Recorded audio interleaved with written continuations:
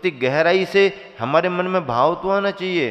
तो कहने का मतलब ये है कि यंत्र मशीनें बड़े बड़े काम करती हैं और वैज्ञानिक युग में यंत्रों के चमत्कार बहुत देखने में आ रहे, लेकिन ध्यान रखना यंत्रों के चमत्कार भी मंत्रों के सामने फेल हो जाते हैं। मंत्र यंत्रों को भी रोक देते हैं। इसलिए चमत्कार किसमें है? बाहर की दुनिया में चमत्कार नहीं है।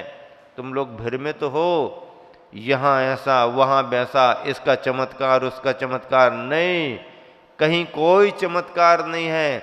चमत्कार यदि कहीं पर है तो तुम्हारे नमस्कार में चमत्कार है, तुम्हारे नमस्कार में चमत्कार है। तुम्हारा नमन जितने समर्पण के साथ होगा, किसको? प्रभु को, गुरु को, भगवान को, धर्म को, जितना तुम भावों से भर करके करोगे उतना चमत्कार तुम्हें दिखेगा। नहीं नहीं महाराज जी, पारसनाथ भगवान बहुत अतिशयकारी हैं, तो महावीर नहीं है क्या? नहीं, ये तो हमें पता नहीं है कि महावीर हैं कि नहीं है, लेकिन पारसनाथ भगवान का बहुत सुन रखा। चिंतामणि, कौन कौन चिंतामणि? कौन चिंतामणि? चिंतामणि कौन? क्यों आदिनाथ नहीं है चिंतामणि? अजितनाथ संभवनाथ नहीं है चिंतामणि? केवल पारसनाथ को तुमने चिंतामणि बना दिया। अरे भैया, चिंतामणि तो सभी भगवान हैं। महाराज जी कैसे? हमने तो जहां भी पढ़ा है, किसी भी क्षेत्र पर देखा, चिंतामणि पारसनाथ, चिंतामणि पारसनाथ, कहीं हमने नहीं लिखा चिंतामणि महावीर, चिंतामणि पुष्पदंत भगवान, कोई भगवान के साथ चिंतामणि। अरे ये तो तुमने लिख दिया है और तुमने मान्यता बना ली। मुझसे पूछो तो मैं तो कहता हूं 24 भगवान चिंतामणि है। हमने इसको दोस्त बनाया है, इससे हमारी पटती नहीं है, इससे हमारा जमता नहीं है। ये क्यों बार बार हमारे पास आता है? मना तो कर दिया ना, हमारे पीछे मत लगो, क्यों आता है ये बार बार? उसको वो तो उसके पास हम जाएंगे, उसके बिना तो हमारा काम नहीं चलेगा। ये जो राग द्वेष के परिणाम है, ये मोह का परिणाम है, कर्म प्रेरित कर रहा। इससे हम सामने वाले को निमित्त बना करके उससे प्रभावित होते हैं। और फिर क्या होता? ऐसा करने से नए कर्म का बंध होता है। जब नए कर्म का बंध होता है तो फिर हमारे लिए अगली गति में जन्म लेना पड़ता है। अगली गति में जब हम जन्म लेते हैं तो जन्म के साथ हमें एक शरीर मिलता है। शरीर में हमारे लिए इंद्रियां मिलती हैं, हाँ, देखने, सुनने, चखने आदि आदि, सूंघने की क्षमताएं, इंद्रियां मिलती हैं। और जब इंद्रियां मिलती हैं तो इंद्रियां अपने विषयों की ओर भागती हैं। सारे गामा पाधानी, स्वर, सुगंध, दुर्गंध, रंग रूप बहुत अच्छा होना चाहिए। ये तो बहुत कठोर है, हमने कहा था ना सॉफ्ट वाला डनलप का गद्दा लाना, तुम ये कहाँ कर ले आए? हटाओ इसको, तुमको नहीं भेजेंगे, अब हम ही जाएंगे बाजार में देखने के लिए, हमें मालूम है किस दुकान पर सही मिलता है। ऐसा ये स्पर्श, रस, गंध, वर्ण, जो भी हमने मान्यताएं बना रखी, इंद्रियां अपने विषयों की ओर भागती हैं, घोड़े की तरह तीव्र गति से भागती हैं। हाँ, तो इन इंद्रियों के विषयों से जुड़ने के कारण फिर उनमें राग द्वेष होता है। ये अच्छा, ये बुरा, ये अच्छा, ये बुरा। ये राग द्वेष फिर नए कर्म का बंध कराता है। नए कर्म का बंध होता है, जीव नई गति में जाता है। नई गति में जाने पर शरीर मिलता है, शरीर मिलने पर इंद्रियां आती हैं, इंद्रियां अपने विषयों की ओर जाती हैं, विषयों में इष्टानिष्ट की हम कल्पना करते हैं, उससे राग द्वेष होता है, और राग द्वेष होता है तो फिर नया कर्म बंध होता है। और ये तुम्हारी चैन साइकिल, संसार का चक्र बन करके अनवरत 24 घंटे बिना डीजल, बिना पेट्रोल के मोटर, बिना डीजल, बिना पेट्रोल के बैटरी वाली भी गाड़ी नहीं, सीधी सीधी चल रही है। कब से? अनादि से चली आ रही है। और कब तक चलेगी? कब तक चलेगी? अनंत काल तक चलती रहेगी, अनंत काल तक चलती रहेगी। यदि आपने सावधानी नहीं बरती तो ये जैसे कोई बेहोशी में पड़ा है और ना कामा में चला गया। अब कामा में चला गया तो अपने मन से थोड़ी कुछ कर रहा, वो तो सिस्टम उसका कर रहा। ऐसे ही बेहोशी में समझ लो तुम्हारे तंत्र काम कर रहा है। तंत्र ऑटोमेटिक प्लांट जैसे, बस कुछ नहीं है, बटन दबाओ और पूरा कारखाना यहां से जा रहा, वहां से आ रहा, निकल रहा, पैकिंग हो रही, ये हो रही, और बाहर कारखाने के बाहर सील सिक्का लग करके, ये ऑटोमेटिक प्लांट की तरह संसार में जीव के परिभ्रमण की जो कथा है वह कथा इसी तरह के चक्र को लेकर के चल रही है अनादि से। क्यों? मोह और मिथ्यात्व का हमारे ऊपर बड़ा प्रभाव है। कर्मों का आश्रय किस किस कारण से होता है, कैसे कैसे होता है, देखिए आगे सुनिएगा। अब भावित आश्रय भाव शुभाशुभ निस्दिन चेतन को, पाप पुण्य के दोनों कर्ता कारण बंधन को। भावित आश्रय भाव शुभाशुभ, शुभ और अशुभ भाव। अच्छे और बुरे भाव होते कि नहीं होते? अच्छा, अच्छे और बुरे में अंतर है कि नहीं है? आप जानते कि नहीं जानते? महाराज हमें तो शास्त्र का ज्ञान ज्यादा नहीं है, धर्म के बारे में भी हम ज्यादा नहीं जानते। चलो मत जानो, अच्छा बुरा तो जानते हो ना, कि अच्छा बुरा भी नहीं जानते? अच्छा बुरा जानते ना, ये अच्छा है और ये बुरा है। देखो अच्छे बुरे में एक मोह की परिभाषा भी बनती है। मोह के कारण बुरे को भी हम अच्छा कह देते हैं और कभी कभी अच्छे को भी बुरा कह देते हैं, मोह के प्रभाव में नहीं। शराब पीने वाला व्यक्ति कभी कभी अच्छे को अच्छा भी कह देता है, बुरे को बुरा भी कह देता है, और कभी कभी बुरे को अच्छा भी कहता है और अच्छे को बुरा भी कहता है। उसको कोई होश ही नहीं है, वो तो अभी लगा हुआ है एकदम, बिल्कुल एकदम लोडेड गाड़ी है उसकी तो। हाँ, अब ऐसे व्यक्ति से कभी अच्छे को अच्छा भी कह दिया जाए उसके मन में नहीं है, बुरे को बुरा भी कह दे मन, उसका निर्णय कुछ नहीं है। लेकिन जो नशे में नहीं है, समझ रहा है, सावधान है, वो व्यक्ति अच्छे और बुरे का सही निर्णय कर सकता है, मोह से प्रभावित होकर के नहीं।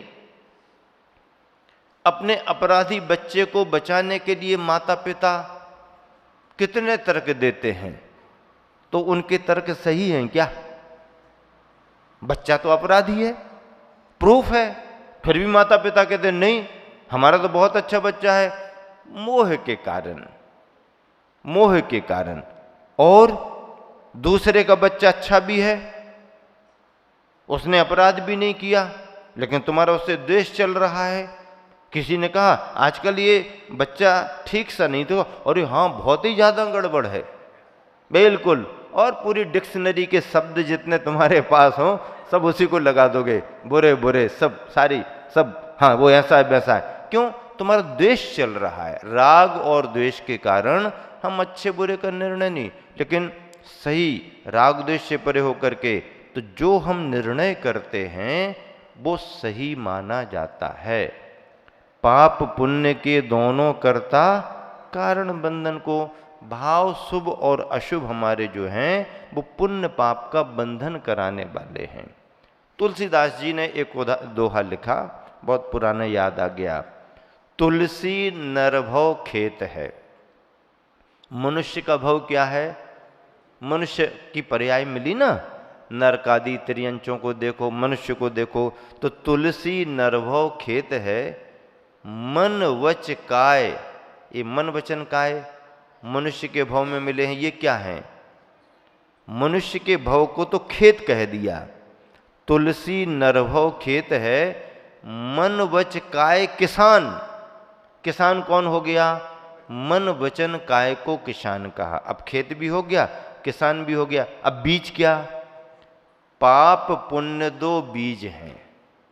बीज क्या है? पाप का बीज है, पुण्य का बीज है।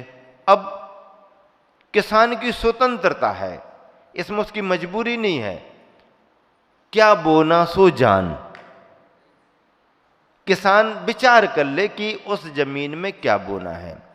तुलसी नरभव खेत है, मन वच काय किसान, पाप पुण्य दो बीज हैं, क्या बोना सो जान। अब ये तुम्हें जानना है कि खेत सामने पड़ा है, बीज हमारे पास हैं, क्या बोना। इस साल तो हम सोयाबीन लगाएंगे, लगाओ भैया, तुम्हारा खेत है, तुम मालिक हो, तुम्हारा विचार है। नहीं नहीं, सोयाबीन तो अब ठीक ठाक नहीं निकल रहा कुछ सालों से, हम तो अब धान्य लगा देंगे। धान्य लगा दो भैया। अब धान भी गड़बड़ करती है। अभी हम जहां घूम घूम करके आए, वहां के सब किसान कहने लगे, महाराज 2-3 साल तो फसल अच्छी आई, इस साल तो बहुत नुकसान हो गया। क्या नुकसान हो गया, क्या लगाया था? इस साल हम लोगों ने लहसुन ही लहसुन लगाया और सब गया।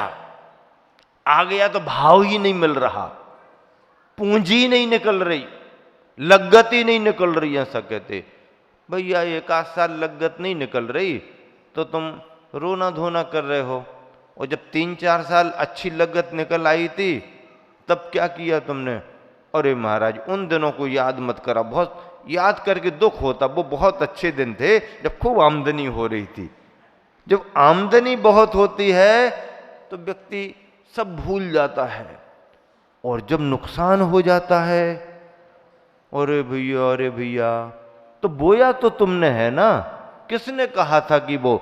अब देखिए गणित क्या कहता है कि यदि आप पैदावार ज्यादा करोगे तो मार्केट में भाव उसका गिरेगा, क्योंकि सामान ज्यादा आ गया। और जब सीमित रहेगा, माल कम रहेगा, तो भाव होगा। ये लोभी आदमी भी ऐसे 1-2 साल यदि अच्छा हो गया, अरे तो किसानों ने खाने के लिए गेहूं भी नहीं बोया, सब में लगा दो, सब में लगा दो, और सब चला गया। धरती भी कहती है तुम सही रास्ते पर चलो और अतिरिक्त मेरा दोहन मत करो। किसान लोभी प्रकृति में आकर के एक तो जमीन का अतिरिक्त दोहन करता है, और दूसरी बात है लोभ भाव में आकर के अंधाधुंध एक जैसे भेड़िया चाल जो चल गए सो फिर झटके खाता है। चलो, यदि कोई किसी दूसरे के झटके से नियंत्रित नहीं होता तो प्रकृति के झटके से तो नियंत्रित होता। जब परेशानी आती है भगवान का नाम लेना शुरू कर देता है। पाप पुण्य दो बीज हैं, क्या बोना सो जान। पाप पुण्य के दोनों कर्ता कारण बंधन को। अब क्या है? पन मिथ्यात्व, 5 प्रकार का मिथ्यात्व, विपरीत, एकांत, संशय, अज्ञान और विनय, ये 5 प्रकार के मिथ्यात्व हैं। इन मिथ्यात्व में विपरीत श्रद्धा में पढ़ करके कर्म का असर कर। पन मिथ्यात्व। योग 15, योग 15 कैसे होते हैं? मन के 4 भेद, वचन के 4 भेद और शरीर संबंधी काय संबंधी 7 भेद, ये 15 योग हैं। सत्य मन, असत्य मन, उभय मन, अनुभय मन, ऐसे ही 4 वचन, और औदारिक, औदारिक मिश्र, वैकृतिक, वैकृतिक मिश्र, आहारक, आहारक मिश्र और कार्मन काय, ये 7। इस तरह से योग 15। पन मिथ्यात्व योग 15। 12 अविरति जानो। अविरति यानी असंयम, विरति का अभाव, अविरति असंयम, जिसमें संयम नहीं है। 12 प्रकार का कैसा? 5 इंद्रियों के विषयों में आसक्त है और मन को पूरी स्वतंत्रता दे रखी है स्वच्छंद होने के लिए। क्या? मन को पूरी स्वतंत्रता दे रखी है स्वच्छंद होने के लिए।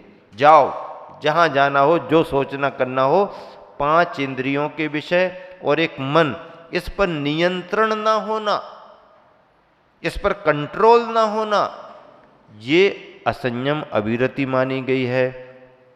तो ऐसा असंयम अविरति का भाव 6 प्रकार का ये, और षड जीवनिकाय जीवों की रक्षा नहीं करना, 5 स्थावर, पृथ्वी जल अग्नि वायु वनस्पति, और एक सामान्य रूप से त्रस, त्रस में 2 इंद्रिय 3 इंद्रिय 4 इंद्रिय 5 इंद्रिय आते कामन। तो ये षड जीवनिकायों की अपने द्वारा रक्षा नहीं होना, उनका बचाव नहीं करना, बचाव के भाव नहीं करना, ये 12 प्रकार का असंयम अविरति है, जिसके कारण कर्म का निरंतर आश्रव होता रहता है। पन मिथ्यात योग 15 द्वादशी अविरति जानो, 5 और 20 कसाय, 5 और 20 कसाय 25 कसाय। 25 कसाय कौन सी हैं?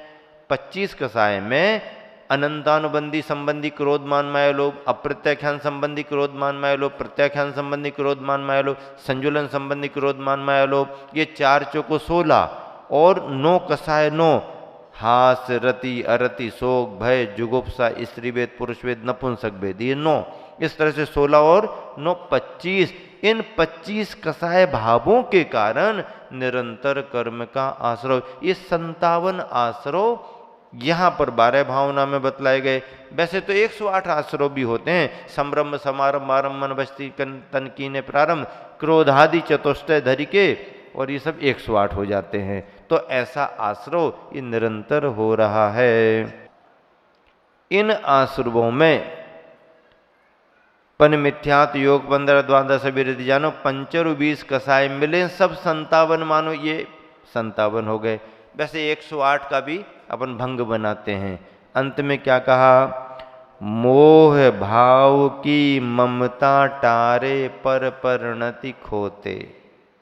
मोह भाव की ममता टारे पर परिणति खोते, करें मोक्ष का यतन निराश्रव ज्ञानी जन होते। ज्ञानी जन इस संसार के चक्र में परिभ्रमण करते हुए भी बचने के उपायों को अपनाते हैं। कौन अपनाते हैं? ज्ञानी जन अपनाते हैं।